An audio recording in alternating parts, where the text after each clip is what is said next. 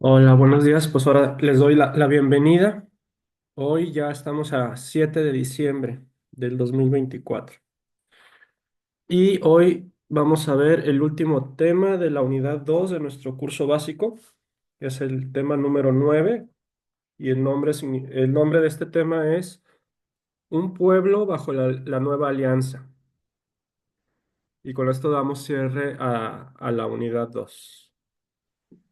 Y pues para comenzar esta clase, vamos a ponernos en presencia de Dios, entrar en oración con Él, en comunicación con Él, en el nombre del Padre, del Hijo y del Espíritu Santo. Amén. Señor Dios Todopoderoso, Dios de misericordia y de amor,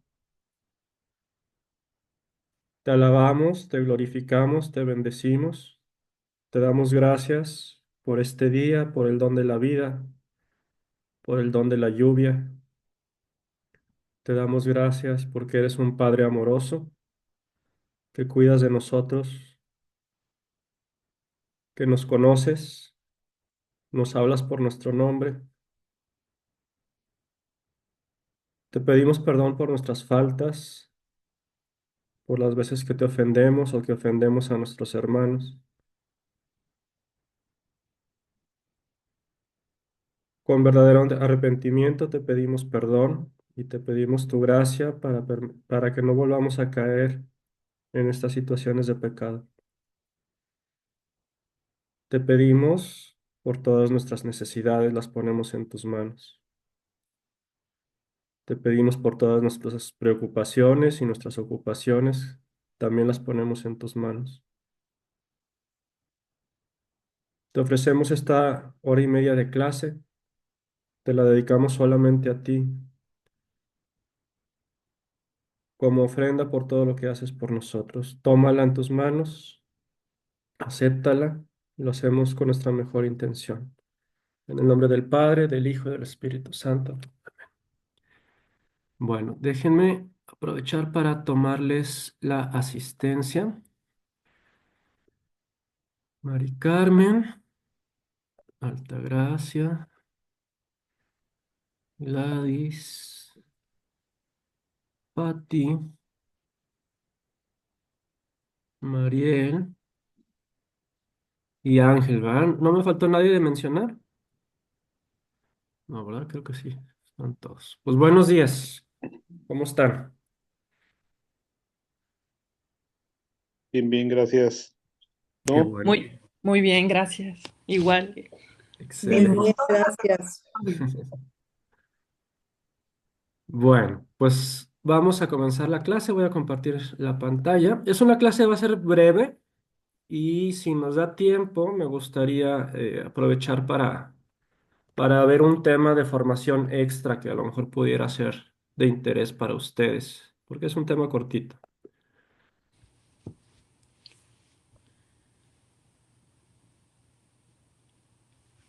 Listo, ahí deben estar ya viendo mi pantalla, el tema 9.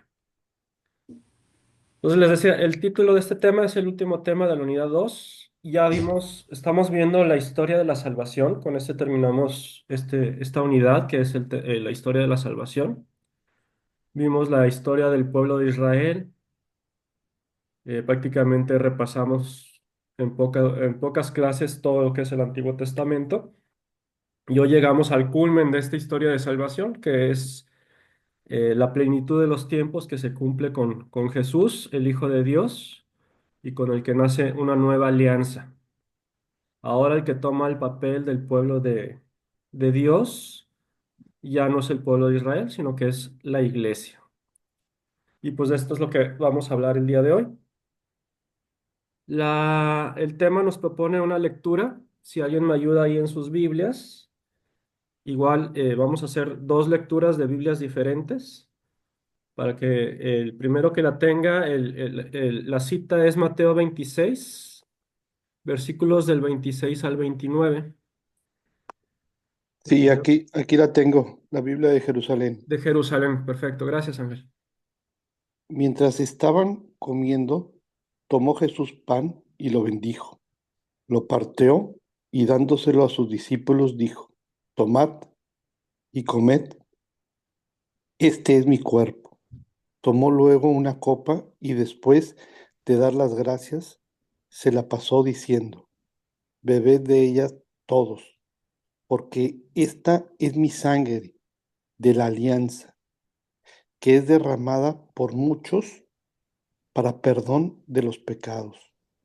Y os digo que desde ahora no beberé de este producto de la vid hasta el día en el que beba con vosotros nuevo en el reino de mi Padre.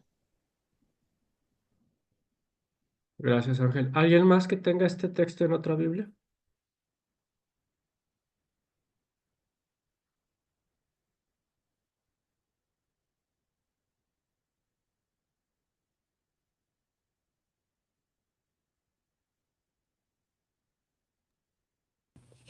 En la de América. Ay, perdón, adelante. No, no, dale, dale, dale, Vamos Pati. a dejar a Gladys, ¿te parece?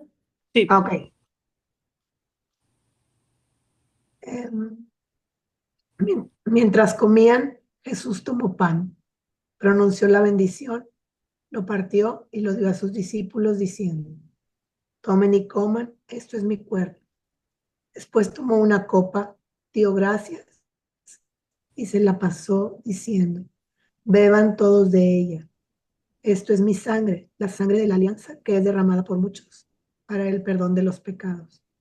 Y les digo que desde ahora no volveré a beber del fruto de la vid hasta el día en que lo beba de nuevo con ustedes en el reino de mi Padre. Pues bueno, todo este texto pues, es la ruta que vamos a seguir para el tema de hoy. Ahorita lo van a ir viendo, lo vamos a ir desenvolviendo. Este texto es prácticamente el tema de la clase de hoy. Eh, Está hablando Jesús de una nueva alianza, es la que la sangre, el sacrificio de Él mismo, es el que va a sellar esta nueva alianza, que es la definitiva, y nos está preparando para ese encuentro final que vamos a tener con el Padre y con Él mismo al final de nuestras vidas, al final de los tiempos. Y pues es la preparación que Jesús deja a sus discípulos para que formen la iglesia que Él quiere para implementar el reino de Dios en la tierra y cumplir la misión, que es salvarnos y encontrarnos con el Padre en el cielo. ¿Sí? Entonces, este texto es la ruta del tema de hoy. ¿Cuáles son los objetivos del tema? Bueno, vamos a descubrir que ahora el pueblo de Israel, ahora más bien el pueblo de Dios ya no es el pueblo de Israel, es la iglesia. Y esta iglesia ahora está abierta a todos los hombres, no es nada más al pueblo de Israel, está abierta a todos los hombres que quieran aceptar esta invitación, este llamado a vivir bajo la nueva alianza. Y lo importante que muchas veces se nos olvida es que pues, la iglesia es una comunidad, tiene un carácter comunitario, no es individualista, no es nada más nosotros o nuestra familia, sino que tenemos que vivir en comunidad con todos nuestros hermanos en la iglesia. Todos los que pertenecemos a la iglesia somos hermanos y tenemos que vivir también en comunidad con ellos. No es nada más nuestro círculo social cercano los que formamos la iglesia, sino todos los demás hermanos. Bueno, empezando con el tema, la primera parte se llama La iglesia es el pueblo de Dios constituido por Jesús en los tiempos definitivos. Eh, Con Jesús llega la plenitud de los tiempos. Ya se llega a la plenitud de los tiempos que tanto fue anunciado en el Antiguo Testamento. Ya con Jesús ya no hay nada más por revelar. Él nos revela ya todo lo que tenemos que saber para nuestra salvación. Obviamente, esa revelación en muchos casos, por ser una revelación divina para una mente humana, pues es una revelación que poco a poco vamos descubriendo todavía, aunque ya se dio en su totalidad y es plena, nuestro cuerpo, nuestra mente, nuestra alma contaminada por el pecado original, pues no es capaz de entender aún completamente esta revelación plena que llega con Jesús. Estamos caminando todavía en este mundo, tratando de alcanzar esa verdad plena que Jesús revela en la plenitud de los tiempos. Y es un tema también importante porque muchas veces he escuchado discusiones y probablemente ustedes también en redes sociales, con familiares, con amigos, en grupos, que Jesús nunca fundó una iglesia y que su intención nunca fue fundar una iglesia. No sé si habían ustedes escuchado este comentario. Sí, en efecto. ¿Verdad Algunas que sí? veces he escuchado Y exactamente ese comentario. exactamente. Y la verdad es que no es así. O sea, Jesús explícitamente deja encargados a sus discípulos. Sus discípulos fueron todos aquellos que lo conocieron en vida. Eh, Algunos de ellos fueron llamados por Jesús, otros lo empezaron a seguir por propia voluntad. Y no solo lo empezaron a seguir, sino que lo empezaron a imitar. Y Jesús explícitamente les da esa misión de continuar en este mundo la preparación y el anuncio del mensaje de Jesús, de la buena nueva, a todas las personas, a todo el mundo. Entonces, por eso sí hay una iglesia, ¿sí?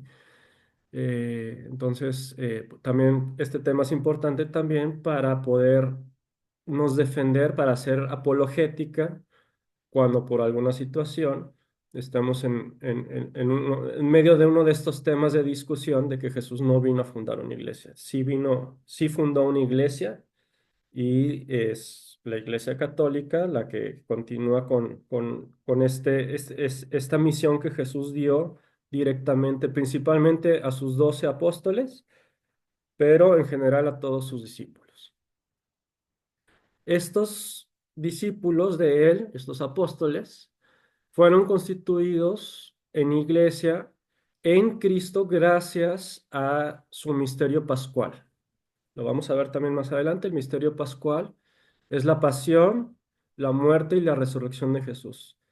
Ese misterio pascual es el que constituye a sus discípulos ahora en lo que somos su iglesia.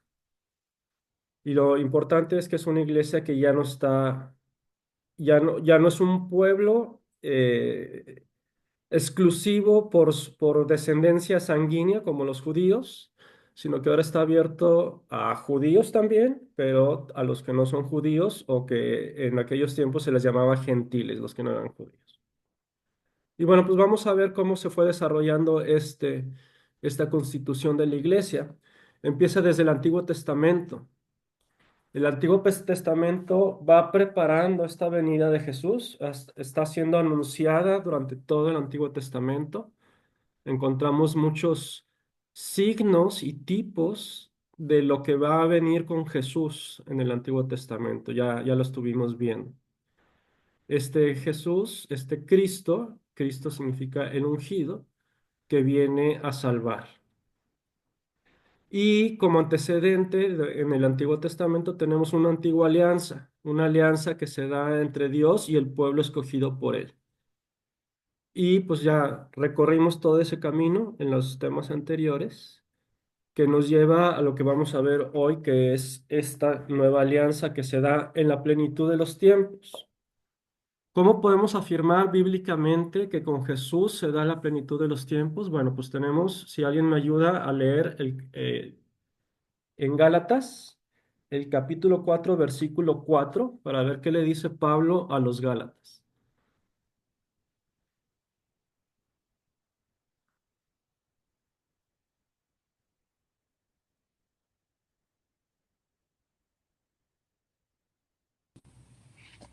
Gálatas 4:4.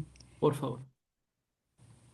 Pero cuando llegó la plenitud de los tiempos, Dios envió a su Hijo, el cual nació de mujer y fue sometido a la ley, para ser, para ser el que liberaría de la ley a todos los que estaban sometidos.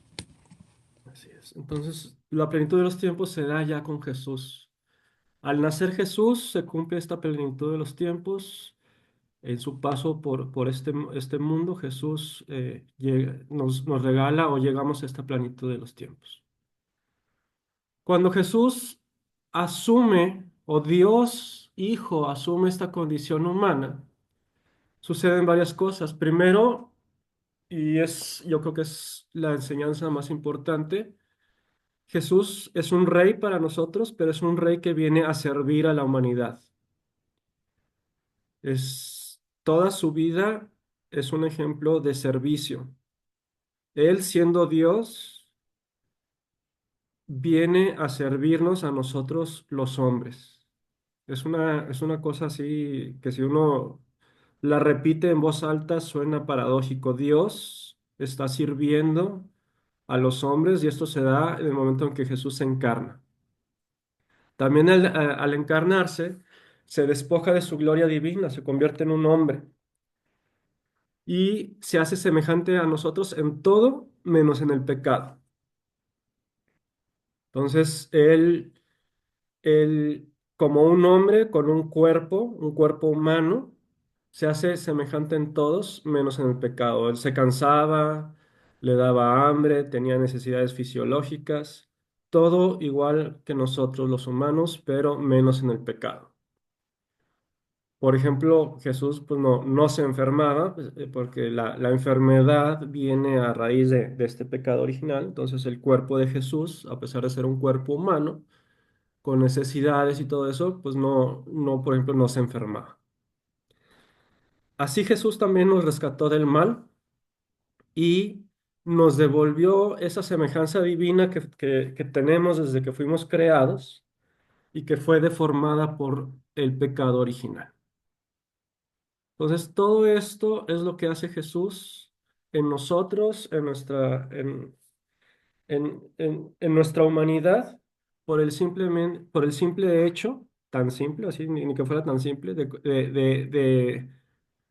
de encarnarse como un hombre. Por nosotros, esto es todo lo que Él nos regala. El reino de Dios. Jesús nos enseña cómo es el reino de Dios. Él toda su vida, eh, toda su, eh, todas sus acciones, todas sus palabras son para hablarnos del reino de Dios y que Él viene precisamente a instaurar. Desde el inicio de su vida pública, que viene en Mateo 4, versículo 17, nos dice algo que es muy importante. Arrepiéntanse que está cerca el reino de los cielos. Y esto es la clave. Este arrepiéntanse nos llama a una conversión. El reino de Dios exige una conversión de todos los que escuchamos esta buena noticia del reino de Dios. Esa conversión que nos va a hacer dejar atrás todas esas cuestiones materiales del mundo que nos alejan del camino que Dios nos está proponiendo para nuestra salvación. ¿Qué es el reino de Dios? Bueno, pues en primer lugar es una liberación y en segundo lugar es una manifestación de la misericordia y del amor que Dios tiene para nosotros. Cuando hablamos de liberación, nos referimos a que nos libera de todo lo que oprime y esclaviza. ¿Qué es lo que nos oprime y esclaviza? Bueno, a lo mejor ahorita ya no existe esclavitud, pero una esclavitud en el sentido de que un hombre es dueño de la vida y del cuerpo de otro humano, eso ya no existe, pero sí somos esclavos a muchas cosas materiales. Somos esclavos al poder, al dinero, a la fama, a tantas cosas que nos esclavizan y que nos alejan de Dios y que a veces hasta nos oprimen. Nos libera también del pecado, nos da la oportunidad y el camino para liberarnos del pecado, ese pecado con el que nosotros nacemos por ser humanos, se nos da la oportunidad de liberarnos de él, principalmente a través de los sacramentos, iniciando por el bautismo que nos libra por completo de cualquier pecado y posteriormente los demás sacramentos.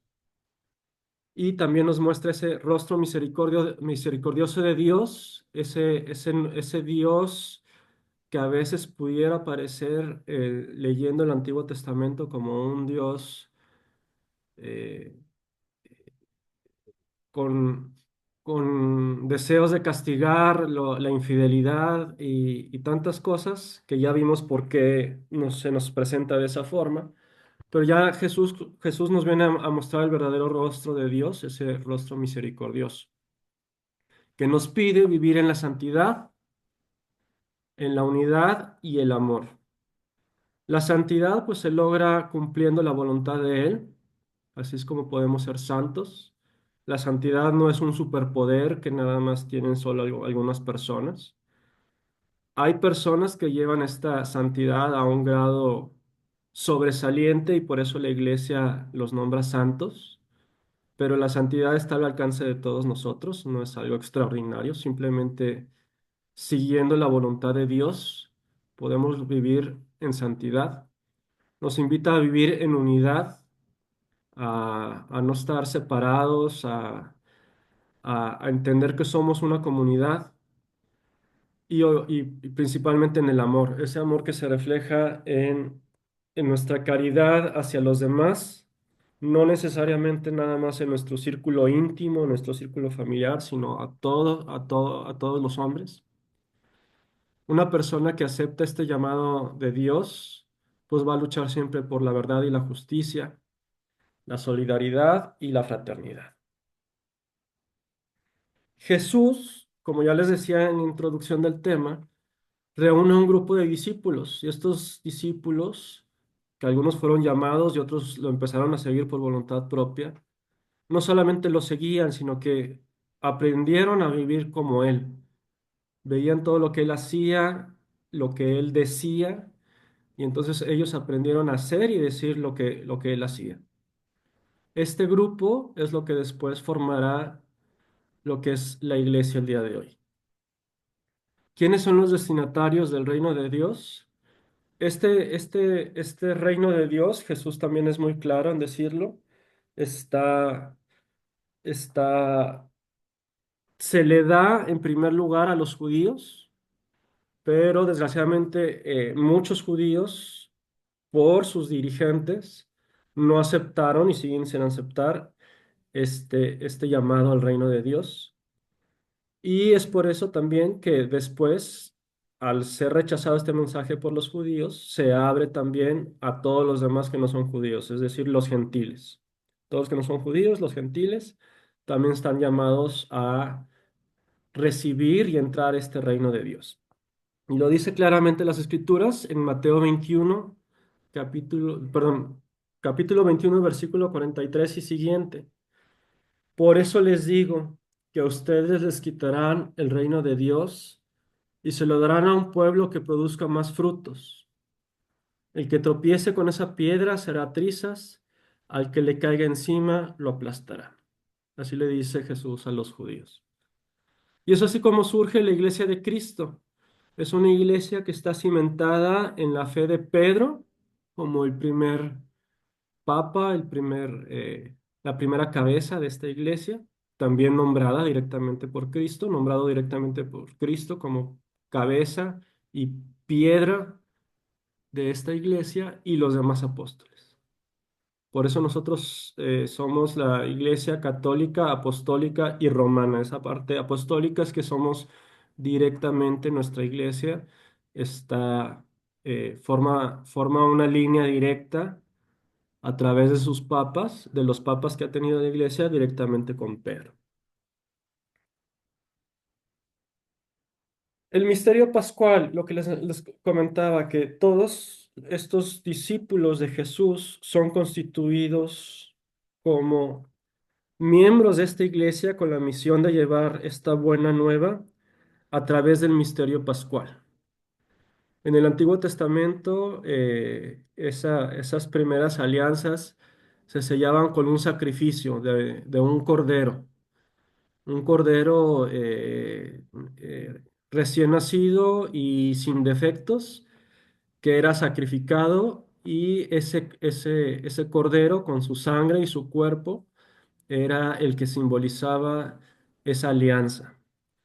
Es ahora con Jesús el que Él como un cordero, igual, sin defecto, sin mancha, sin pecado, y por voluntad propia, acep- aceptando más bien la voluntad de su Padre, Él acepta convertirse en ese cordero, que a través de este misterio pascual, que es su pasión, su muerte y resurrección, sella esta nueva alianza que constituye de manera definitiva a su iglesia. Jesús es el siervo doliente, así lo llama Isaías, siervo doliente, que intercede por nosotros ante el Padre y nos salva a través de su misterio pascual.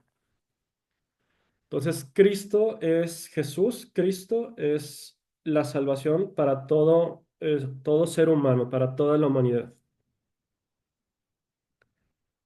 Por ahí en su libro, voy a hacer un paréntesis porque también en su libro, en la página 81, viene un recuadro en el que habla de las fechas o tratando de darnos un panorama de las fechas de cuándo nació y cuándo murió Jesús.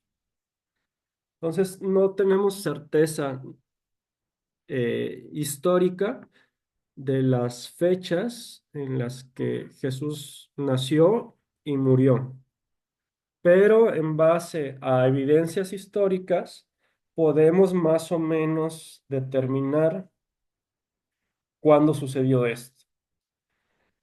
Eh, Nosotros, y de hecho es parte del tema que quiero hablar posteriormente si nos da tiempo, celebramos el nacimiento de Jesús el 25 de diciembre, pero no necesariamente hay evidencia histórica de que Jesús nació un 25 de diciembre.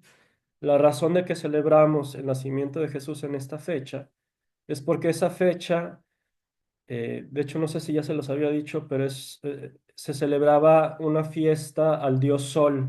Los paganos celebraban la fiesta al dios Sol, poquito después del solsticio de invierno. Eh, el solsticio de invierno es la noche más larga del año. Entonces, poquito después del solsticio de invierno, que normalmente cae el 21 de diciembre, se celebraba este fiesta del sol, que es cuando el día empieza a durar más que la noche, entonces es la fiesta del dios sol. Y los cristianos adoptan esta fiesta pagana para celebrar al verdadero sol del mundo, a Cristo. Entonces, nosotros celebramos el nacimiento de Jesús el 25 de diciembre. Por ahí, no sé si han visto también que ha habido errores en la manera en que llevamos nuestro calendario. Eh, eh, Se perdieron por ahí algunos años, entonces también eso nos dificulta saber con exactitud eh, los tiempos en los que nació y vivió Jesús, pero lo que nos puede dar una pista, porque hay registros históricos es lo que está registrado históricamente es la muerte de Herodes el Grande. Herodes, el rey de esta zona de Palestina en tiempos de Jesús, falleció aproximadamente en el año 4 antes de Cristo. Este es el Herodes que cuando llegan los magos de Oriente y se entera de que van a ser el rey de los judíos, pues es el que manda matar a todos los primogénitos para deshacerse de Jesús. Él murió aproximadamente en el año, o más bien se sabe que murió en el año 4 antes de Cristo. Eso quiere decir que Jesús tuvo que haber nacido unos 2 años antes de la muerte de Herodes. Por lo tanto, se sitúa el nacimiento de Jesús más o menos entre el año 7 y 6 antes de Cristo. Y en cuanto a la muerte, se calcula que Jesús murió más o menos en el año 30 después de Cristo y tuvo que haber sucedido en un viernes, en un viernes eh, en las fiestas de Pascua, porque bueno, todos los evangelios coinciden en que sucedió mientras celebraba Jesús la Pascua en Jerusalén. Entonces, más o menos calculando los tiempos en que estuvo Pilato como procurador romano en esta zona, pues se calcula que más o menos Jesús murió en el año 30 después de Cristo. Entonces, si sumamos, vemos que Jesús más o menos vivió entre 36 y 37 años de edad, no los 33 que normalmente nos dicen que vivió Jesús. Este número 33 surge porque en el Evangelio de Lucas dice que la vida pública de Jesús eh, duró 3 años y empezó cuando él tenía más o menos 30 años de edad. Entonces, por eso aprendimos o nos han dicho muchas veces que Jesús murió a los 33 años, pero históricamente es probable que haya vivido más tiempo, alrededor de 36 o 37 años. Y bueno, esto que les estoy diciendo de las fechas, pues digo, eso son datos interesantes, pero es importante hacer notar que nuestra fe no es una fe histórica. Está basada en hechos históricos, pero nuestra fe está basada en hechos históricos, pero nuestra fe no tiene nada que ver con cuestiones ni biográficas, ni cronológicas, ni matemáticas. Es una fe que sí tiene bases históricas. Hay evidencia histórica de que nació Jesús, de que vivió Jesús, en qué tiempos. Y bueno, pues eso es lo que nos da un poquito de, de marco histórico para sustentar parte de lo que es nuestra fe. No sé si hasta aquí tengan una duda o algo que no haya quedado claro. No, yo bien. Excelente. Bien. La segunda parte del tema de hoy es la iglesia es el pueblo de Dios manifestado por la efusión del Espíritu Santo. Propiamente la iglesia nace en Pentecostés. Y la iglesia no se puede entender lo que es sin este don que Jesús promete a sus discípulos, que es enviarles ese espíritu, el Espíritu Santo. Entonces, los discípulos después de la muerte de Jesús están reunidos, están temerosos.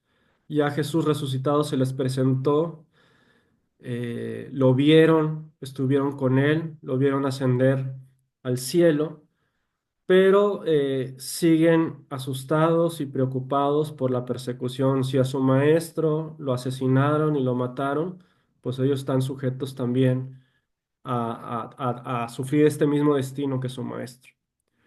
Entonces es el Espíritu Santo el que les da esa valentía, esa fuerza para continuar la misión que Jesús les da, de seguir anunciando el reino de Dios, de llevar a todo el mundo esta buena noticia, se da en Pentecostés. Y este Espíritu Santo sigue actuando hasta el día de hoy en la iglesia. El Espíritu es el que, por medio de los sucesores del Papa y de los apóstoles, va llevando a la iglesia por el camino de Dios. Él les da la luz y la verdad para tomar las decisiones que lleven a la iglesia a cumplir con lo que Jesús quiere de nosotros. Es el Espíritu Santo el que a través de los sacramentos se derrama entre todos los que somos miembros de esta iglesia. Es el Espíritu Santo el que nos mantiene unidos, el que nos permite estar en comunicación con Dios por medio de la oración. El Espíritu Santo, desde que somos bautizados, nosotros nos convertimos en templo de Él porque Él habita dentro de nosotros, el Espíritu Santo. Nos pide que nuestro cuerpo, como templo del Espíritu Santo, sea un cuerpo santo para que Él habite dentro de nosotros. Y Él es el que nos lleva a conocer lo que es la luz y la verdad. Nos va a llevar posteriormente a través de este camino junto con la iglesia a tener el encuentro definitivo con Dios al final de los tiempos. Ahora, ¿cuáles son las características de este nuevo pueblo de Dios que ahora se llama iglesia? Bueno, este pueblo de Dios es la prolongación de la obra de Jesús. Es la misión que Jesús le da a sus discípulos y sus apóstoles de prolongar su obra. ¿Y esa obra qué es? Hacer presente el reino de Dios en la tierra. ¿Qué tiene que hacer su iglesia para hacer presente el reino de Dios en la tierra? Bueno, pues anunciar la buena noticia que mismo Jesús vino a transmitir. Ustedes que están aprendiendo este curso de Biblia, que están aprendiendo más y profundizando en nuestra fe, pues espera que ustedes sean anunciadores de esta buena noticia. Ustedes tienen que entenderla, asimilarla para poderla anunciar. La iglesia también es la única y verdadera fuente de la transmisión de la salvación, principalmente a través de los sacramentos y siempre en un ambiente de pobreza. Jesús manda a sus discípulos en Lucas capítulo 9 versículo 3 a que vayan de dos en dos a anunciar la buena nueva y que lo único que deben de llevar es sandalias, una túnica y un bastón. No necesitan nada más, no necesitan llevar morral, no necesitan llevar comida, no necesitan llevar dinero. Él les pide que en la pobreza material sean los que transmitan esta salvación y esta buena noticia a los demás. Esta iglesia también debe de vivir siempre en la caridad fraterna. Las primeras comunidades, como nos lo narran los hechos de los apóstoles, pues vivían plenamente esta caridad fraterna entre ellos. Todos sus bienes materiales los ponían a disposición de todos los demás para que se repartieran de una manera justa y conforme a las necesidades de cada quien. Y es una comunidad que debe ser abierta a todos. Jesús nunca rechazó a nadie, ni a las personas que eran más rechazadas por lo que haya sido, por pecadores o por lo que haya sido. Él jamás los rechazó. Él siempre buscó a estas personas alejadas, estas personas marginadas, los invitó siempre y les abrió su corazón y sus brazos para acogerlos, y es lo que la iglesia debe de hacer también. Y aquí nos narra, si alguien me hace el favor de leer en sus Biblias directamente, una sola persona de ustedes, si me busca esta cita bíblica, Hechos de los Apóstoles, capítulo 2, versículos del 42 al 47, por favor.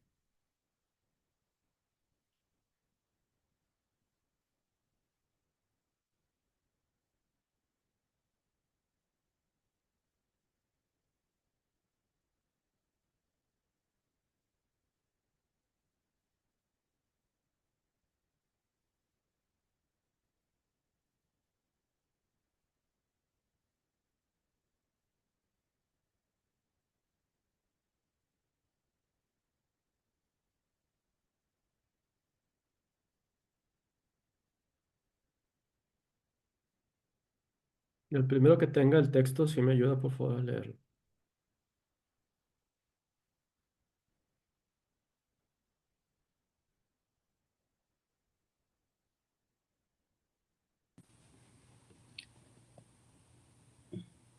La primera comunidad. Acudían asiduamente a la enseñanza de los apóstoles, a la convivencia, a la fracción del pan y a las oraciones. Toda la gente estaba asombrada ya que se multiplicaban los prodigios y milagros hechos por los apóstoles. Todos los creyentes vivían unidos y compartían todo cuanto tenían. Vendían sus bienes y propiedades y se repartían de acuerdo a lo que cada uno de ellos necesitaba.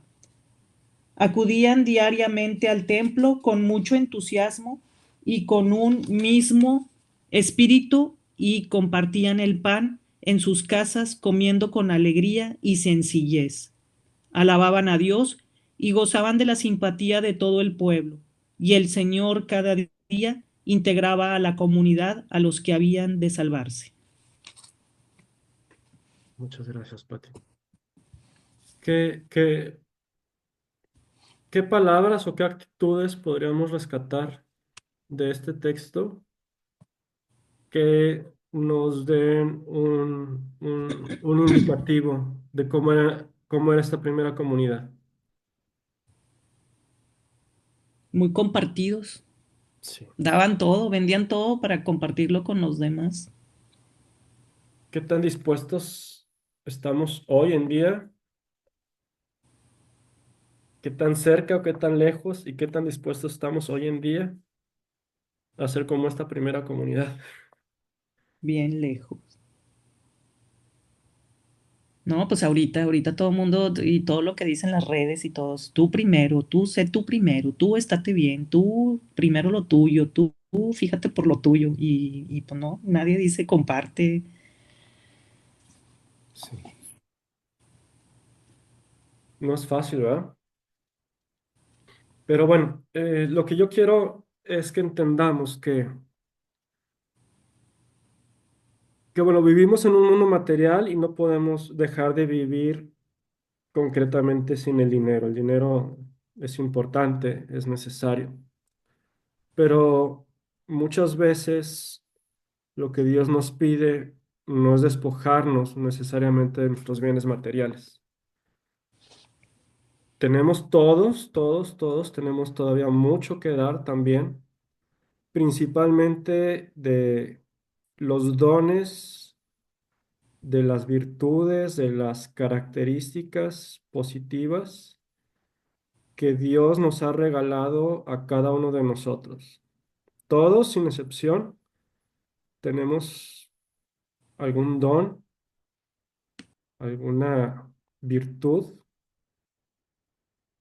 y es así, debemos y podemos ponerla al servicio de los demás. Yo los invito a que reflexione cada quien de manera personal y si lo quieren compartir, adelante. Pero sí es muy importante que como iglesia reconozcamos esas dones, esas virtudes que Dios nos da y con todo el corazón y en oración y en ofrenda a Dios, poner a disposición de su iglesia, de todas las personas, esos dones que Dios nos da. Eso es lo que Dios quiere. Las parábolas estas de los talentos, todas estas parábolas del reino de Dios, no necesariamente es poner los bienes materiales, sino los otros dones que Dios nos da, ponerlos al servicio de los demás. Y la reflexión es, ¿lo estamos poniendo al servicio de los demás o no? ¿Nos estamos quedando guardados para nosotros, para nuestro beneficio, para el beneficio de nuestra familia nada más, esos dones? ¿O se los estamos dando a su iglesia y a todas las demás personas a las que también podrían beneficiarse de este don que nosotros tenemos? Entonces la reflexión va por ahí. No veamos nada más de despojarnos de nuestras cosas materiales, que sí se necesitan, sí son importantes. No podemos dejar a nuestras familias sin cuestiones materiales básicas, pero pues también están los otros dones, las otras virtudes que Dios nos da para ponerlas al servicio de los demás.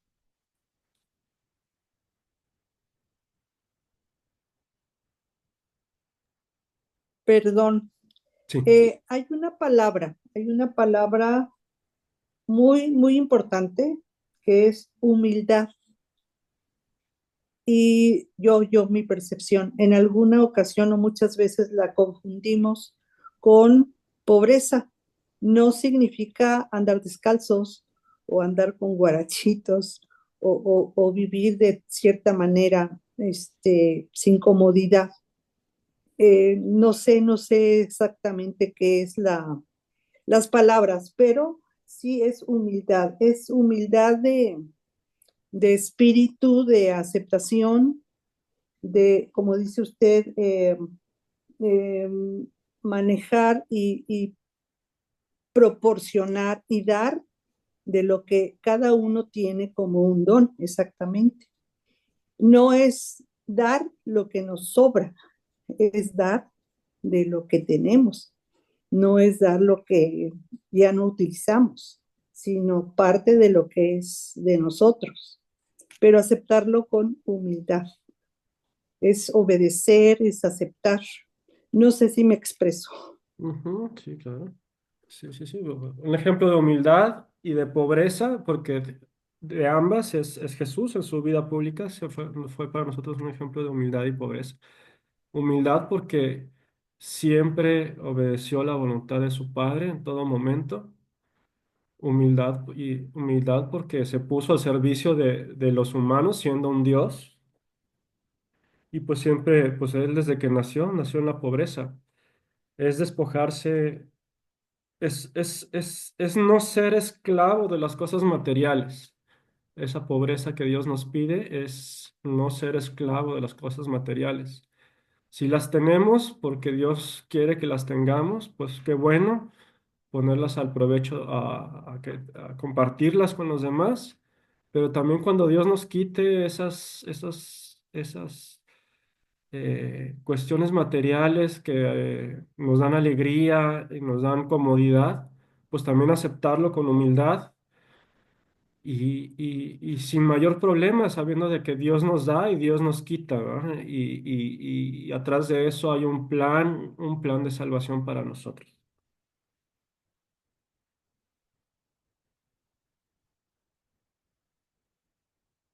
Bien, continuemos. Bueno, esta nueva iglesia, bueno, más bien, esta iglesia, eh, existen imágenes que podemos, o que con los que pudiéramos reflejar cómo Dios quiere que sea esta iglesia de Él.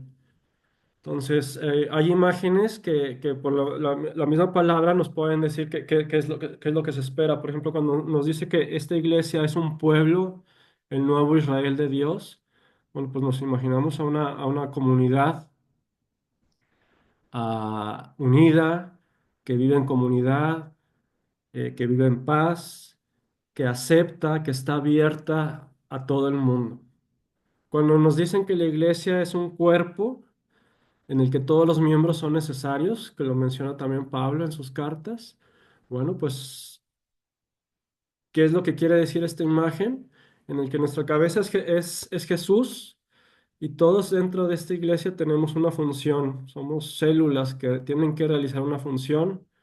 Son células que si una se enferma, puede enfermar a todas las demás que están alrededor y que todos tenemos una función importante. Entonces hay que alejarnos de esas enfermedades, hay que ayudar a los demás para que no se enfermen y pues para que este cuerpo que representa la iglesia sea un cuerpo sano. Cuando nos hablan que esta iglesia es como un redil o una grey o un rebaño, bueno, pues igual, nuestro pastor es Jesús, nosotros solo somos sus ovejas. Y Él nos dice cuál es el camino por el que debemos de ir para alimentarnos, para estar seguros, para no ser víctimas de ataques de otros animales como los lobos, etcétera. Cuando nos habla que la iglesia es como una viña, bueno, pues es lo que quiere es que una viña se tiene para que dé fruto y pues quiere que demos frutos. Quiere que cada uno de nosotros sea de frutos y le entregue estos frutos al viñador, es decir, que hagamos acciones buenas en bien de los demás para que el viñador, Jesús o Dios, pues pueda tener los frutos que Él quiere. Cuando hablamos de la iglesia es un edificio, es un templo. Bueno, pues es la edificación de Dios, en el que Dios es nuestra fortaleza, es nuestra casa, en el que nos vamos a encontrar con Él en comunidad con los demás. Esa imagen también muy conocida de que la iglesia es la esposa de Cristo, que también viene mucho en las escrituras.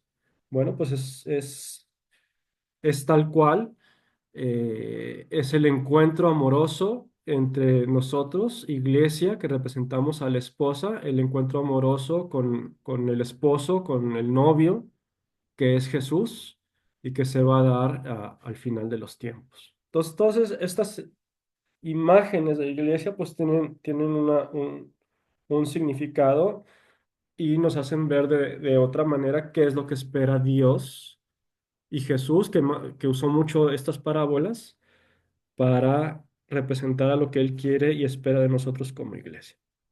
Y ya finalmente, esta iglesia de la que formamos parte va en camino, es una iglesia peregrina que va al encuentro definitivo con Dios. Estamos en un mundo que es temporal, que es material, y tenemos que transitar por este mundo que es como si fuera nuestro desierto, como el pueblo de Dios en camino a la tierra prometida, como el pueblo de Dios, el pueblo de Israel en el exilio. Somos como extranjeros en el que estamos de camino, de paso, hacia una meta. Y si vamos en este barco que se llama la iglesia, pues vamos a llegar bien a esa meta, que es encontrarnos con el Padre en el descanso eterno ahí en el cielo. La iglesia no es en sí misma el fin, sino es el medio para llevarnos. Ese es donde podemos encontrar los medios que nos lleven a instalar el reino de Dios y encontrarnos con Dios al final de los tiempos. Entonces, pues con esto vamos terminado el tema de hoy. Si se fijan, si repasamos eh, la lectura inicial, la leemos nuevamente. Pues es básicamente este pasaje de la Biblia encierra todo lo que les quise decir en este tema. La voy a leer yo directamente de la pantalla. Dice, mientras cenaban, Jesús tomó pan, pronunció la bendición, lo partió y se lo dio a sus discípulos diciendo, tomen y coman, esto es mi cuerpo. Tomando la copa, pronunció la acción de gracias y se la dio diciendo, beban todos de ella, porque esta es mi sangre de la alianza, que se derrama por todos para el perdón de los pecados. Les digo que en adelante no beberé de este fruto de la vid hasta el día en que beba con ustedes el vino nuevo en el reino de mi Padre. Y pues bueno, les dejo esta reflexión ya como final del tema. Ok. ¿Tienen alguna duda o algún comentario de lo que vimos hoy?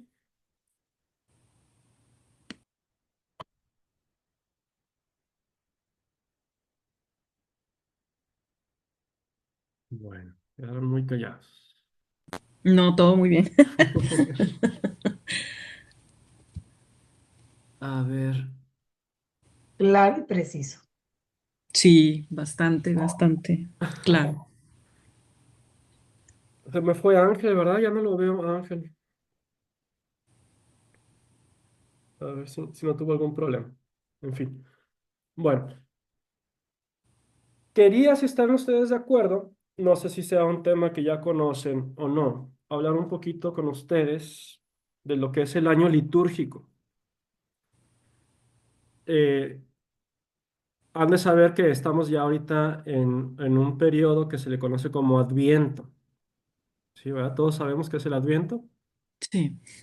Bueno, eh,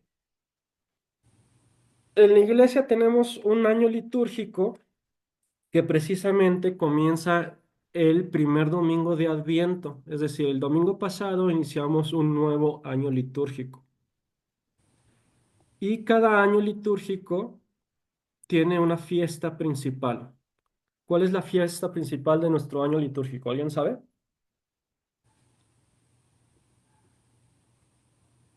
Cristo No. Rey, No.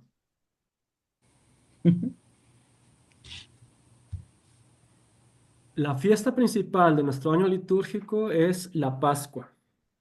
Como cristianos, como miembros de la iglesia, nuestra fiesta más importante es la Pascua. Entonces, todo lo que hacemos durante un año litúrgico gira alrededor de nuestra fiesta más importante, la que nos pone más contentos, la que pues nos salva. La salvación de nosotros llega por la Pascua, entonces es nuestra fiesta más importante. Entonces, cada año litúrgico, el centro de cada año litúrgico es la Pascua. Y dentro de nuestro año litúrgico, además de la Pascua, tenemos otra celebración muy importante, que vendría siendo ¿cuál creen? ¿El Pentecostés? No, la No. Navidad. Navidad es nuestra segunda fiesta más importante. Entonces, hay dos periodos fuertes dentro de nuestro año litúrgico, la Pascua y la Navidad. Y cada uno de estos periodos fuertes, celebraciones fuertes, lleva previo a cada una de estas celebraciones un periodo de preparación. ¿Cuál vendría siendo el periodo de preparación para la Navidad? El Adviento. El Adviento, exactamente. El Adviento viene siendo un periodo de preparación para la Navidad. ¿Y cuál vendría siendo el periodo de preparación para la Pascua? La La Cuaresma. Cuaresma. La Cuaresma. Correcto. Entonces, ya aquí dentro de nuestro año litúrgico identificamos cuatro tiempos. Los dos principales, y hablando en orden de importancia, Pascua y Navidad. Y los periodos de preparación a cada uno de estos tiempos. Y fuera de estos tiempos, cuatro tiempos principales, el resto del año litúrgico se le conoce como tiempo ordinario. La palabra ordinario no necesariamente significa, no es un ordinario en un sentido despectivo, sino que es simplemente un tiempo en el que no estamos ni preparándonos ni celebrando nada en particular, ¿sí? Entonces tenemos estos tiempos que se dan en el año litúrgico. El año litúrgico empieza con primer domingo de Adviento y todos los periodos de preparación llevan un color litúrgico para enseñar, para prepararnos o para entender que estamos dentro de un periodo específico. Entonces, por ejemplo, ¿cuál es el color litúrgico en el que, por ejemplo, vemos que se reviste el Padre o que el altar está preparado con un color litúrgico? Por ejemplo, durante Adviento, ¿cuál es ese color? El morado. El morado, correcto. Y si se fijan en Pascua, también se usa el color morado. Entonces, este nos está indicando que estamos en un periodo de preparación. El color, en Adviento, ese color morado nos invita a la espera de algo que viene, que es muy importante, que va a ser la Navidad, el nacimiento de Jesús. Y durante Cuaresma, ese color morado nos invita básicamente, principalmente a la penitencia, al arrepentimiento. El mensaje de Jesús, la vida pública de Jesús, lo vimos ahorita en el tema, empieza con una palabra: arrepiéntanse, la conversión. Entonces, en Cuaresma, ese color litúrgico morado nos va a recordar la conversión y la penitencia. Y ya durante las fiestas, durante las celebraciones de Navidad y Pascua, vamos a usar como color litúrgico el color Blanco. blanco, ¿No? ¿Sí? exactamente, el color de fiesta. Entonces, cuando estemos de blanco en una celebración litúrgica es porque estamos de fiesta. Entonces, la Navidad no la ni la Navidad ni la Pascua la celebramos un solo día, es un periodo. ¿Cuánto dura, por ejemplo, la fiesta de la Navidad o el periodo de la Navidad? ¿Alguien sabe? No. ¿Una semana? No, no sé. No, Nunca dura he más. observado. Dura Dura más. más. Sí, Los 4 domingos de Adviento, no. Esos 4 domingos de Adviento son Adviento. Pero la Navidad, ¿cuánto dura? El la periodo de Navidad, Navidad. Navidad. Bueno, Dura hasta antes de la Pascua. no. El periodo de Navidad, bueno, la fiesta de Navidad se celebra el 25 de diciembre. ¿Sí? Esa es la Navidad. El primer domingo de Navidad no necesariamente es un 25 de diciembre, porque si el 25 de diciembre cae a media semana, pues celebramos la Navidad y de hecho es misa de precepto ese 25 de diciembre, que de hecho va a pasar este año. El primer domingo después de la Navidad vamos a celebrar a la Sagrada Familia. Esa fiesta sigue estando dentro del marco de la Navidad, la Sagrada Familia. Y luego celebramos, el siguiente domingo celebramos a lo que es la Epifanía, Epifanía del Señor. Y todavía seguimos de blanco, seguimos celebrando la Navidad. Y luego todavía viene otro domingo en el que celebramos el bautismo del Señor. Entonces, con el bautismo del Señor termina nuestro periodo de Navidad, ¿sí? Y viene un periodo ordinario que va a durar hasta la Cuaresma. Entonces, durante el periodo ordinario vamos a estar usando un color litúrgico, color verde. Eso nos indica que estamos en un periodo ordinario. Cuando llegue la Cuaresma, que por cierto inicia el miércoles de ceniza, entonces ya vamos a entrar nuevamente a un periodo de preparación con color litúrgico morado. Y cuando termina, y sabemos que la Cuaresma empieza el miércoles de ceniza y dura ¿cuánto la Cuaresma? 40 días, 40 días. ¿Y va a terminar cuándo? con el domingo de resurrección. No, al siguiente domingo, que es Pascua. Casi. De hecho, como es un periodo de preparación, ya no puede entrar dentro de la Pascua. La Pascua empieza con el Triduo Pascual, que es el Jueves Santo. Entonces, hasta el miércoles antes del Jueves Santo va a durar la Pascua. ¿Ok? Perdón, la Cuaresma. Que si, por cierto, eso ya se los explico después, si se ponen a contar, la Cuaresma, si la contamos así, no dura 40 días, dura más. Porque los domingos son días del Señor, los domingos no se cuentan como parte de esos 40 días de la Cuaresma, esos 40 días que vienen de los 40 días en el desierto de Jesús, o los 40 años del desierto del pueblo de Israel antes de llegar a la tierra prometida, pues no se cumplen porque los domingos no cuentan. Entonces, sin contar los domingos, entonces ya son 40 días. Pero bueno, eso Ah, es un paréntesis. Empieza nuestra Pascua con el Trido Pascual. De hecho, la Cuaresma termina, estrictamente hablando, con el Domingo de Ramos. El Domingo de Ramos es el último día de la Cuaresma. Y ese domingo, si alguien recuerda, tiene algo de especial en cuanto al color litúrgico. ¿Alguien recuerda cuál es el color litúrgico en Domingo de Ramos? es verde, ¿no? No, es rojo. Ah. ¿Sí se acuerdan o no? ¿Pero por qué rojo? Ok. El rojo se utiliza solamente en dos fiestas dentro del año litúrgico en el ciclo dominical. El rojo se utiliza en Domingo de Ramos y en Pentecostés. Son los dos domingos en el que se utiliza como color litúrgico el color rojo.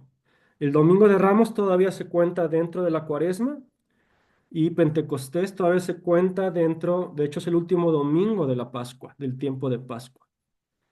Ese color rojo litúrgicamente se pone porque precisamente en el Domingo de Ramos, ¿alguien recuerda cuál es la lectura que se hace en los evangelios?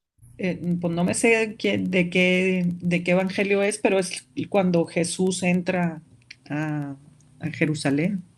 Ese domingo se hace una lectura de la pasión de Jesús y de hecho, si recuerdan, hay tres lectores.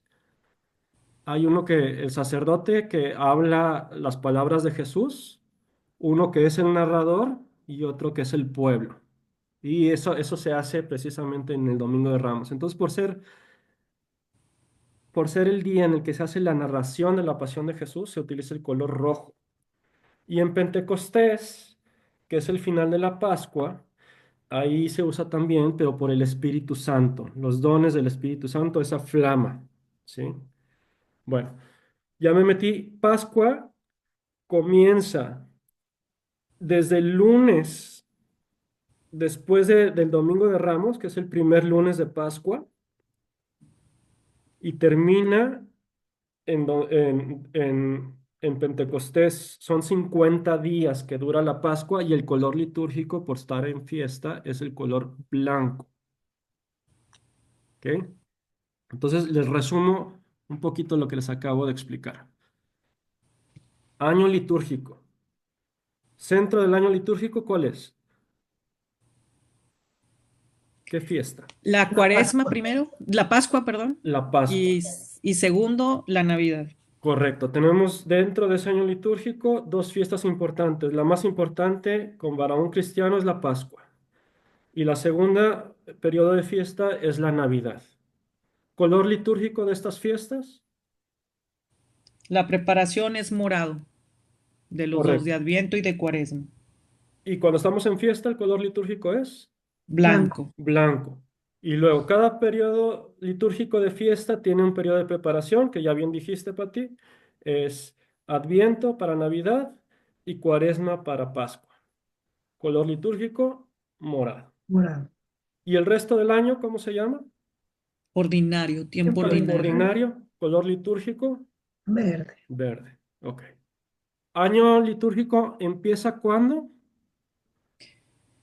Con el primer domingo de Adviento. Perfecto. Y el Adviento termina el cuarto domingo de Adviento. ¿Ok? Navidad empieza el El primer 25 lunes, eso no se los dije, el primer lunes después del cuarto domingo de Adviento. Y termina con, eso sí se los dije, ¿cuándo termina la Navidad?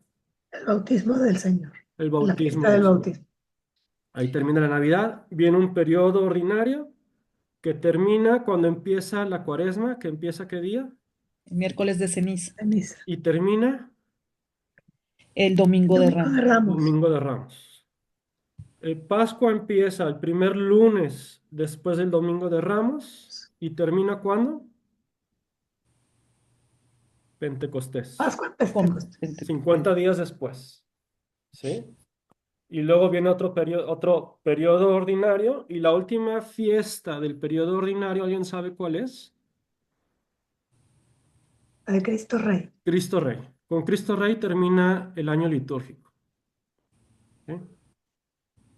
Bien, ahora, cada año litúrgico, bueno, las celebraciones litúrgicas dentro del año litúrgico hay dos ciclos o dos tiempos litúrgicos durante un año litúrgico. Ciclos es la palabra, ciclos. Hay dos ciclos dentro de cada año litúrgico. Está el ciclo dominical de la liturgia y el ciclo ferial de la liturgia. La mayoría de nosotros estamos muy familiarizados y conocemos por experiencia el ciclo dominical, que es todas las celebraciones que tenemos los domingos. El ciclo ferial son todas las celebraciones litúrgicas que se hacen entre semana, los días que no son domingos. Las ferias dentro de la iglesia se le conoce como ferias a los días que no son domingo o que no son solemnes. ¿Sí? Entonces, si ¿alguno de ustedes ha ido o acostumbra a ir a misa diaria? Yo la escucho. ¿La Cuando escuchas? tengo oportunidad, sí voy. Ajá, Y yo por eso ahorita te iba a hacer varias preguntas, pero mejor me espero la explicación. ándale. Porque yo Sí, he visto muchas ocasiones a los sacerdotes, dependiendo de qué santo estén correcto, celebrando en rojo. Por eso me correcto, llamó la atención ahorita el rojo. correcto. Sí, muy bien. Bueno, así te has dado cuenta, Pati, que entre semana como que las lecturas que estamos escuchando llevan otro ritmo. Para empezar, son menos lecturas. Hay una primera lectura, un salmo y el evangelio entre semana. En domingo, pues tenemos primera lectura, salmo, segunda lectura y evangelio. El ciclo dominical es prácticamente lo que yo les acabo de explicar. en cuanto al año litúrgico, porque es lo que más conocemos. Pero también dentro del año litúrgico está el ciclo de las misas diarias o el ciclo ferial. El ciclo dominical se repite cada 3 años, es decir, podemos tener un ciclo A, un ciclo B o un ciclo C. A lo mejor han visto en las hojitas dominicales que cuando les entregan la hojita dice primer domingo de Adviento, segundo domingo de Adviento, ciclo A o ciclo B o ciclo C. ¿Eso qué significa? Significa que durante cada uno de estos ciclos, el A o el B o el C, vamos a estar escuchando primordialmente a uno de los tres evangelistas, o a Mateo, o a Marcos, o a Lucas. Si estamos en ciclo A, el evangelio primordial es Mateo. Si estamos en ciclo B, el evangelio primordial que vamos a estar escuchando los domingos es Marcos.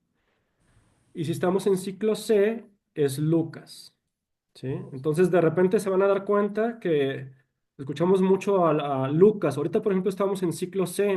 Este año litúrgico es ciclo C. Entonces, vamos a estar escuchando mucho a San Lucas. ¿Qué pasa con San Juan? San Juan se deja principalmente para ser leído durante los periodos de fiesta, durante Pascua y durante Cuaresma. Se deja principalmente a Juan. Y Juan también le ayuda un poquito en el ciclo B, que es de Marcos, porque Marcos es el evangelio más cortito, y algunos domingos le ayuda a San Juan con las lecturas. ¿Hasta ahí estamos bien? Sí. Bien. Sí, claro. Entonces, ahorita estamos iniciando un año litúrgico, ciclo C, ¿de acuerdo? Ahora, ¿qué pasa con el ciclo ferial? El ciclo ferial funciona con año par o año impar. Ahorita en el año litúrgico, en el ciclo ferial, que son las misas diarias, estamos empezando un año impar, porque lo que cuenta es 2025. Estamos en 2024, pero es el año litúrgico 2024-2025, entonces es un ciclo de año impar. Entonces se van a leer las lecturas correspondientes a un año impar. ¿Ok? Bien. Durante el ciclo dominical, lo que manda es el Evangelio. Y como primera lectura, se escoge una lectura que vaya de acuerdo al Evangelio de ese día. Se escucha posteriormente, después de la primera lectura, un salmo. El salmo siempre es una respuesta de nosotros como pueblo de Dios. Cuando ustedes estén en un salmo, en el salmo responsorial dentro de la misa, acuérdense que esa parte es la respuesta que nosotros como iglesia, como pueblo de Dios, estamos dando a la primera lectura, ¿sí? Escuchamos la primera lectura, nosotros como pueblo respondemos con el salmo responsorial y luego ya viene la segunda lectura y luego viene el evangelio. Y si se fijan, casi siempre primera lectura y evangelio tienen mucha relación y es por eso. La segunda lectura sí está a veces con un tema diferente en el ciclo dominical. En el ciclo ferial se va leyendo de manera semicontinua y probablemente te has dado cuenta de eso, Patti. Sí. En la primera lectura se puede leer casi continuo algún libro de la Biblia, del Antiguo Testamento o incluso del Nuevo Testamento. Si tú vas a misa diaria, básicamente estás leyendo un libro un libro de la Biblia como primera lectura. Y Sí. en el Evangelio también vas leyendo un Evangelio de manera casi semicontinua. Estás casi leyendo la Biblia seguidito al Evangelio que le toque. En el Sí, ciclo ferial, perdón, acabamos de terminar, perdón, acaba de terminar Lucas en la semanal, en las de la a semana. eso voy. Lucas, o sea, el Evangelio en el ciclo ferial no va con el ciclo dominical, o sea, no importa si No. estás en A, B o C, en el ciclo ferial, la manera en que se llama el evangelio es totalmente independiente. Entonces, como tú bien dices, se acaba de terminar de leer en el ciclo ferial al Evangelio de Lucas y prácticamente Lucas lo leíamos casi de corridito, incluso muchas lecturas del Evangelio coincidían con lecturas que habíamos leído del Evangelio de algunos días anteriores, Sí. en el domingo, ¿sí? Porque son ciclos diferentes. ¿Qué les quiero decir con todo esto? Que si ustedes van a misa diaria, sin faltar de lunes a domingo durante 3 años, casi leen o escuchan el 90% de la Biblia, ¿sí? Si ustedes nada más van a misa los domingos, el porcentaje de la Biblia que ustedes escuchan es muy bajito porque se repiten constantemente las lecturas cada ciclo. Pero si lo complementan con ir a misa diaria, pues sí leen casi o escuchan casi el 90% de la Biblia. Y por decir que en el ciclo ferial, el año par, ¿qué se lee? Y en el impar, o no es No está así establecido, determinado, determinado. ya existen de cajón esas lecturas. Si tú vas al leccionario, que es de donde se leen las lecturas, ya se sabe qué toca, ¿ok? Ya. Y ya está dividido de manera para que escuches de manera casi continua algún libro de la Biblia o algún evangelio de la Biblia. Ya está determinado, ¿ok? Sí. Y por eso es independiente al evangelio en el ciclo dominical. Ahora, los colores, tu pregunta. En el ciclo ferial puede coincidir alguna fiesta importante, eh, por ejemplo, si mal no recuerdo, el 29 de noviembre o el 30 de noviembre, uno de esos 2 días, es la fiesta de San Andrés Apóstol.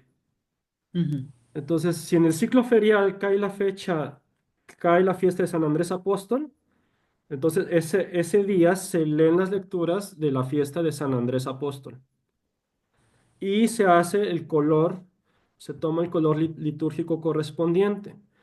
Si es un mártir, prácticamente todos los apóstoles fueron mártires, excepto San Juan.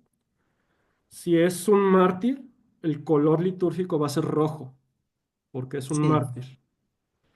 Entonces, por color rojo. ejemplo, otro día que se usa el color rojo en el ciclo ferial es, por ejemplo, el Día de los Santos Inocentes. El Día Sí, de los Santos Inocentes también se usa rojo, porque son mártires. ¿Ok? Si es un santo, por ejemplo, que haya sido doctor de la iglesia, como Santo Tomás, como San Francisco, o alguna virgen, el color litúrgico en el ciclo ferial es el blanco. blanco. ¿Ok? Si no hay ninguna fiesta importante que se esté celebrando en el ciclo ferial, se toma el color litúrgico del año, del tiempo en el que estemos. Si estamos en periodo de cuaresma o de adviento, vamos a ver el color litúrgico morado. Ah, Si ya. estamos en un tiempo ordinario, vamos a ver el color verde. O si es un tiempo de fiesta, vamos a ver el color blanco. ¿Ok? ¿Contesté tu Sí, sí he pregunta, Pati? observado eso. Cuando el sacerdote platica de que fueron mártires, que fallecieron o que los mataron, que los torturaron, él está de rojo. Eso Correcto, sí, sí lo relacioné yo así. correcto. Bueno, esa es la razón.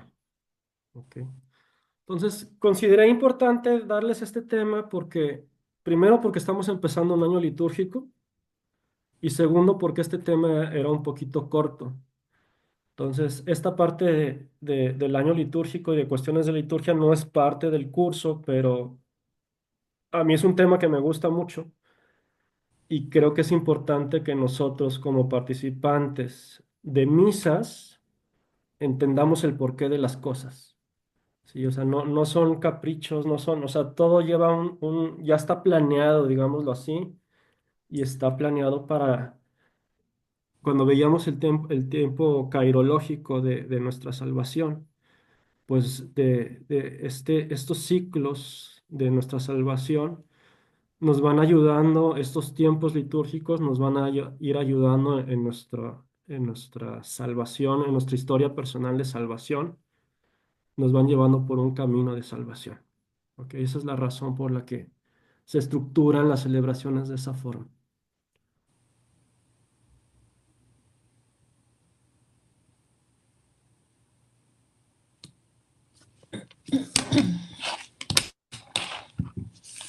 Bueno, Pues sí pues fue mucha que información.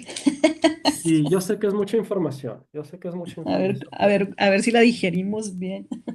Sí, sí, y sin ningún problema lo podemos repasar o puedo preparar también una presentación para que les quede a ustedes, digamos, por escrito y no nada más así verbal y se les quede un poquito mejor grabado.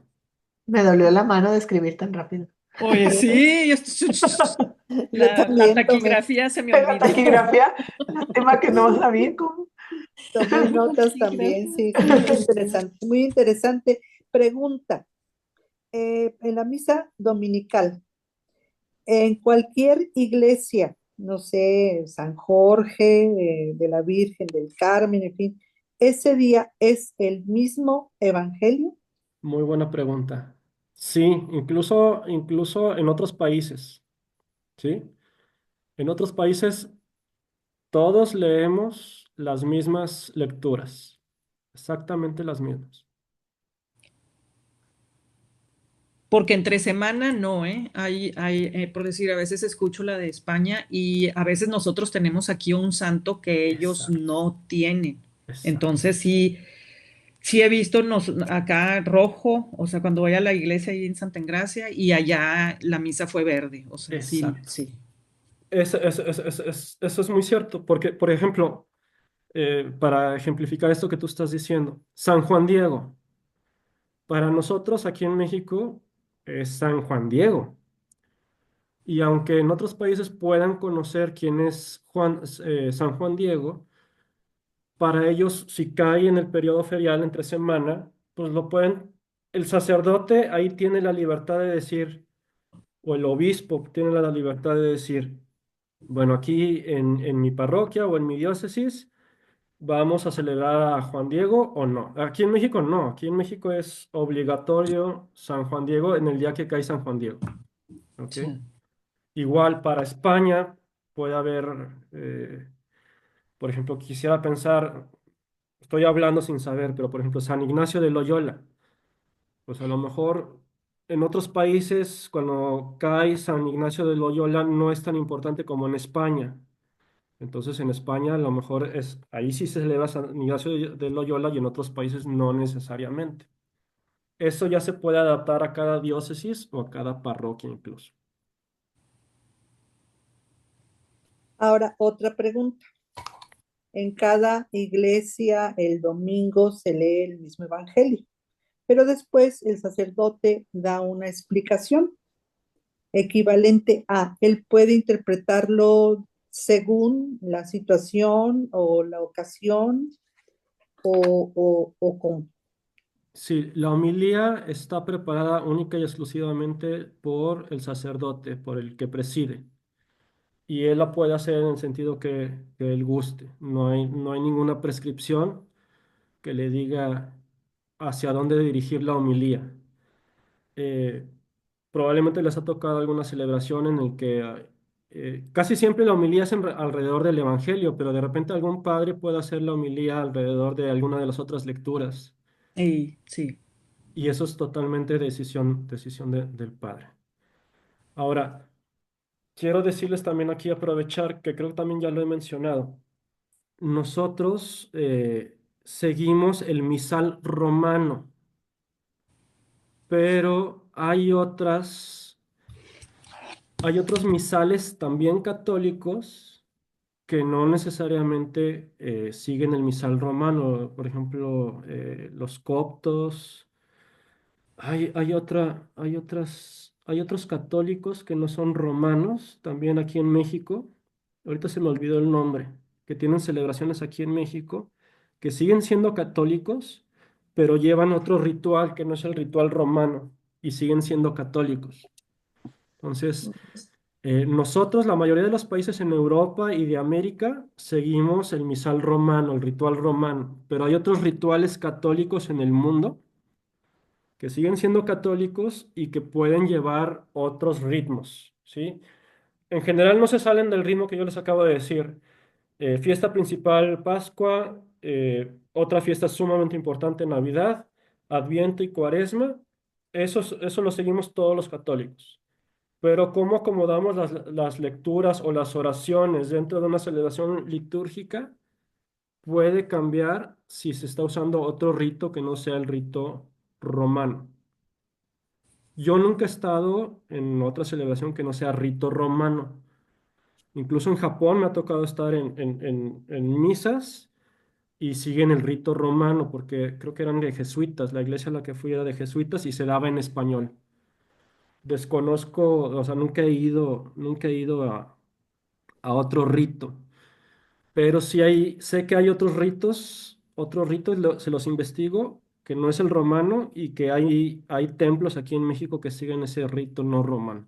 Por ejemplo, la iglesia de Nuestra Señora del Líbano es, Puede ser, puede ser. y es católico en alguna ocasión por cuestiones de una celebración de una persona libanesa que había fallecido. Asistimos a esa celebración, se puede decir, pero es católico porque es la iglesia de Nuestra Señora del Líbano, Sí. pero sí es otra forma, otra manera. Ahí no podría garantizar que esté en el mismo ciclo de lecturas. Ahí pudiera ser diferente. No lo sé con seguridad si sí siguen el mismo ciclo de lecturas o no, pero sí sé que cambian con seguridad incluso varias oraciones y varias partes de la misa. Y también es en arameo. Bueno, ahí la Conferencia Episcopal y el Dicasterio y Concilio Vaticano II, sí hay instrucciones muy específicas de que la misa se haga en el idioma local. No sé si haya gente que hable arameo, pero si no hay gente que hable Algunas, arameo, no debería decirse la misa en arameo. no, algunas oraciones o Ah, algunas ok. partes Sí, eso sí puede de ser. la misa, pues Sí, sí, algunas oraciones que uno se puede aprender de memoria y saber qué significan, sí se pueden decir en otro idioma, en este caso arameo, sí, por supuesto. cantos también, Sí, sí, sí, cantos sí, sí, también. correcto.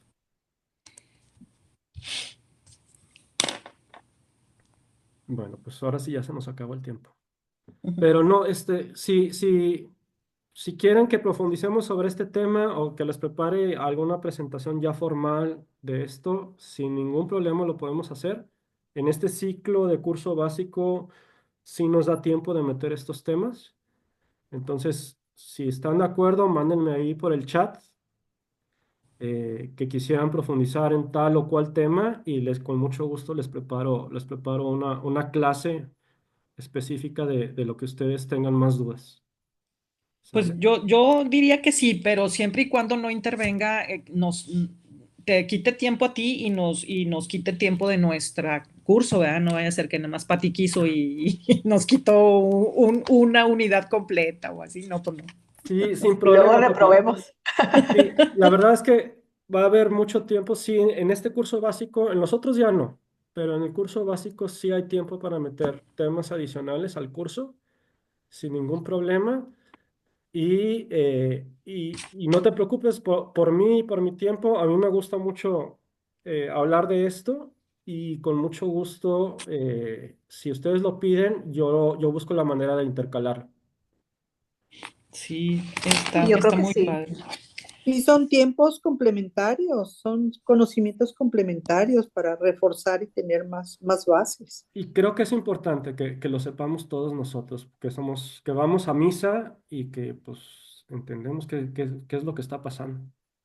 Sí, con respecto al comentario de la señora Carmen, a mí sí me ha tocado observar, pues diferentes sacerdotes, como comento, o sea, a veces alcanzo a llegar a la iglesia de Santa Engracia entre semana, pero todos sí cambian.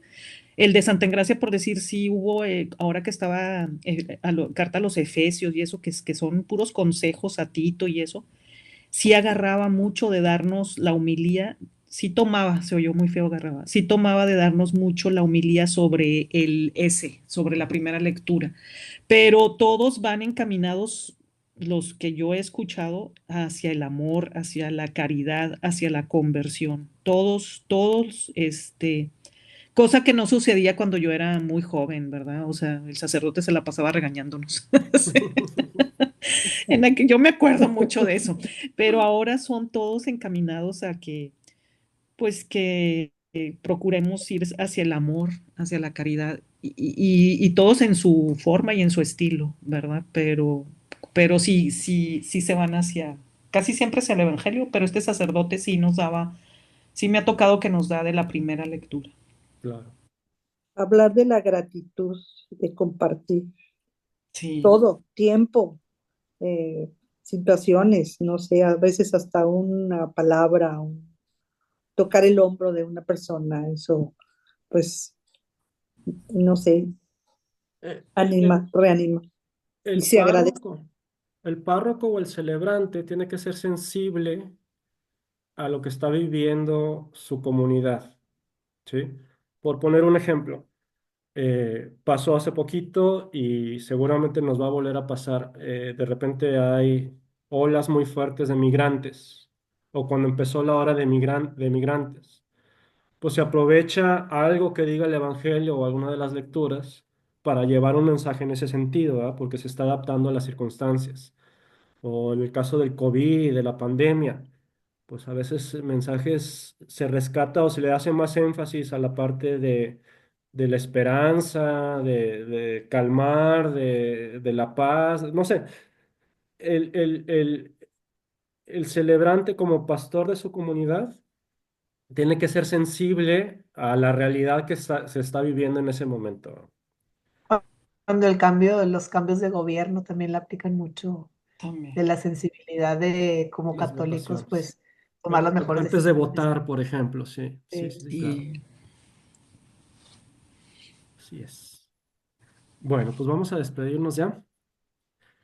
Vamos a hacer la oración, Padre Nuestro y Ave María. En el nombre del Padre, del Hijo y del Espíritu Santo. Padre nuestro que estás en el cielo, santificado sea tu nombre.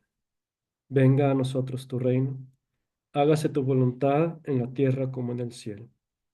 Danos hoy nuestro pan de cada día. Perdona nuestras ofensas, como también nosotros perdonamos a los que nos ofenden. No nos dejes caer en tentación y líbranos del mal. Amén. Dios te salve María, llena eres de gracia, el Señor es contigo. Bendita eres entre todas las mujeres, y bendito es el fruto de tu vientre Jesús. Santa María, Madre de Dios, ruega por nosotros los pecadores, ahora y en la hora de nuestra muerte. Amén. En el nombre del Padre, del Hijo y del Espíritu Santo. Amén. Bueno, pues muchas gracias, cuídense mucho. muchas Bendecido fin de gracias. semana.